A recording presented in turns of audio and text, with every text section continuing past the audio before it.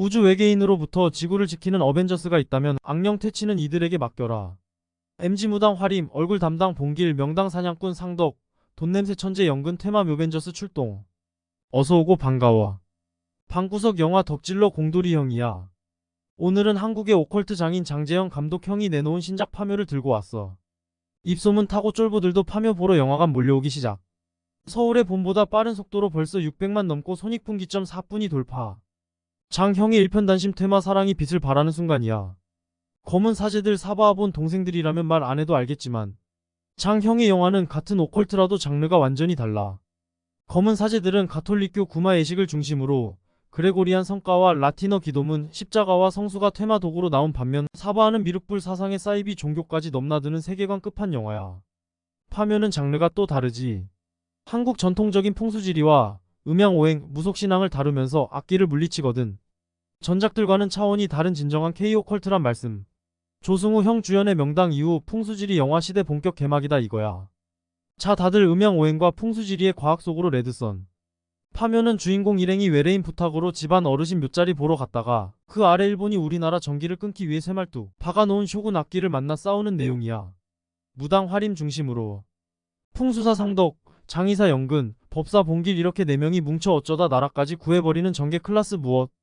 파묘에서 등장하는 귀신들은 보통 귀신하고는 차원이 달라. 일본군 귀신은 신체를 가지고 사람처럼 돌아다니고 전반부에 나오는 할아버지 귀신은 봉화 피우던 시절에나 자랐으면서 스마트폰까지 쓸 줄 아는 찐문명인, 일면식도 없는 최민식형 목소리까지 완벽 흉내내고 알고 보면 성대모사 달인의 재능 부자. 그래도 친일파면서 문 열어줄 때까지 집 안으로 안 들어오는 근본 동방 에이지국 어르신. 악지에 묻혀있느라 저승 못가고 생긴 원한을 자기 후손들한테 화풀이하는 이 할아버지 귀신은 갓 태어난 증손주까지 잡으러 손수 태평양 건너 미국까지 출장 방문하는 열정. 할아버지는 LA까지 17시간 시차병도 없으셔. 암튼 본론으로 넘어가서 음양오행은 형이 예전에 한번 설명했는데 화, 수, 목, 금, 토를 기본 속성으로 하는 2500년 전 중국의 오행론을 기원으로 해. 오행은 말이지 세상 만물을 물, 불, 쇠, 나무, 흙, 물의 관계로 보고 해석하는 사상이야. 속성의 상극 관계가 핵심이야. 그럼 영화에서 일본이 왜 한국의 허리를 끊기 위해 쇠말뚝을 박아놨는지도 설명 끝. 국가마다 오행 속성이 다르거든. 한국은 나무의 기운이 강해. 다른 나라로 예를 들어보면 일본은 불, 중국은 흙, 미국은 금, 러시아는 나무의 기운을 가지고 있어. 일본이 물인 우리나라를 막기 위해 상극인 쇠말뚝을 사용한 거지. 쇼군 악령이 사람 만나는 족족간을 빼먹고 다니는 이유도 오행에 다 답이 있다 이거야. 프로 간목박러 쇼군은 간이 맛있어서 먹는 게 아니라 우리 신체 부위에서 나무 기운에 해당하는 대표적인 기관이 바로 간이기 때문이야. 이 정도 간 집착이면 퇴마가 답이 아니라 당장 오은영쌤 처방 들어가야 함. 이런 금쪽이 귀신한테 말 피를 뿌릴 때 몸이 타면서 처음으로 유효타 들어가는데 이것도 다 오행과 관련이 있다는 말씀. 말은 화의 기운을 가지고 있단 말이지. 악령은 쇠니까 그 상극인 불로 공격을 했더니 데미지를 입었단 말이야. 타노스도 때려잡게 생겨놓고 막판에 최민식형 회초리 한 방에 무너지는 알고 보면 겉바속촉 같은 최종 빌런. 일본이 한국 땅에 쇠말뚝을 박았다는 건 역사적 사실이야. 물론 백두대간의 전기를 끊기 위해서가 아닌 측량용으로 말야. 일제강점기에 토지조사용으로 박아놓은 쇠말뚝이 발견된 것만 전국에 100개가 넘었거든. 이상하게도 측량용으로 30cm로 충분한 걸 1m 넘게 박힌 녀석도 있단 말이지. 이쯤 되면 킹리적 가심 인정. 풍수지리 자체는 중국에서 넘어왔는데 우리나라에선 삼국시대부터 민간에 뿌리 내렸던 사상이야. 신라 말기의 승려들이 중국에서 수입했다는 유래가 있어. 좌청룡, 우백호, 배산임수 들어봤지? 한국에선 특히 인간의 기륭화복 개념과 짬뽕돼서 특히 묘자리를 잡는 용도로 발전했다는 게 학계의 정설이야. 미신 취급을 받지만 그래도 우리나라의 풍수지리를 따지는 경우가 지금도 많아. 국립묘지, 관공서, 시도청 건물들은 죄다 풍수를 고려해 지었거든. 세종시를 행정수도로 만들 때도 풍수지리 전문가 자문 받고 실행. 뭐 일이 안 풀릴 때 타탈구실로는 제격이지. 흥선대원군이 묘자리를 잘못 써서 대한제국이 망했다느니 하는 소리처럼 말이야.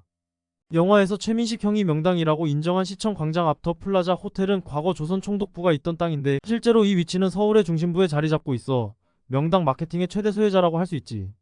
조선 총독부 건물이 경복궁 앞에 위치한 것도 조선 왕실의 왕기를 끊기 위한 것이란 설이 있는데 믿거나 말거나. 또 민식이 형이 묘자리 가서 흙 맛보는 장면이 나왔는데 실제로 흙마다 맛은 달라. 풍수지리에 좋은 땅은 된장 같은 구수한 맛이 나거나 나쁜 땅은 쇠맛이 난다고 해. 된장 맛은 왜 때문인지 모르겠지만 철분이 많으면 쇠맛이 나는 거니 절반은 만말. 물론 촬영할 때는 콩가루랑 과자 부스러기로 만들었으니 최민식 형 맛있게 냠쩍. 요즘 과학적 시각이 반영되면서 풍수지리설도 폭풍 진화하고 있어. 수맥은 원래 풍수지리가 아니라 서양에서 유래한 개념인데 쥐도 새도 모르게 편입. 현대 풍수지리도 충분히 발전할 수 있다는 가능성. 현대 풍수지리는 주변 건물로 인한 빛이나 소음 공해 같은 요소도 추가돼야 한다는 주장도 있어. 마지막으로 아직 파묘 안 본 동생들을 위해 깨알 이스터 에그 하나 투처. 영화에 나오는 차 번호들 유심히 보면 1945, 0301, 0815 같은 해방 역사와 익숙한 숫자가 들어있어. 또 영화에 나오는 주인공들의 이름이 실제 독립운동가 이름이란 거. 반대로 저주받은 의뢰인 가정은 한국 역사 간판 친일파 이완용 집안에서 따왔다는 비밀. 파묘 찍으면서 촬영장에서 실제 귀신 소동 벌어진 건 혹시 알아? 영안실에서 관뚜껑이 열리면서 김고은 누나가 뭔가 나왔다고. 거기서 X나 험한 개라고 말했던 장면 기억나지? 이때 유해진 형이랑 촬영 감독이 몸살이 심했는데 자문으로 참여했던 무당이 허공에 대고 귀신을 쫓아냈더니 멀쩡하게 나왔다는 괴담. 지금까지 KO 컬트 넘사벽 1위였던 곡성도 이제부터는 제대로 긴장각 타임. 추월 얼마 안 남았다. 일본 귀신이 나온다는 점에선 같지만 끝까지 악귀의 정체를 미지의 존재로 숨겨둔 곡성은 찝찝한 미스테리 느낌인데 파묘는 도깨비불 파트부터 시원시원하게 귀신 까발리고 대놓고 항일 운동 펼치니 실종된 애국심까지 소환시키는 마법. 파묘가 하도 인기를 끌어서 장재영 감독 형의 후속편 기대감도 커지고 있어. 송혜교 누나가 검은 사제들 후속으로 검은 수녀들에 나올 예정이거든. 이러다가 진짜로 마블처럼 장재현 유니버스 나오는 건 아닌가 몰라. 요즘 후배 소환술 맞들린 민식이 형아, 강동원 형, 이정재 형, 김고은 누나의 송혜교 누나까지 그냥 다 한자리에 불러 모아주세요. 네?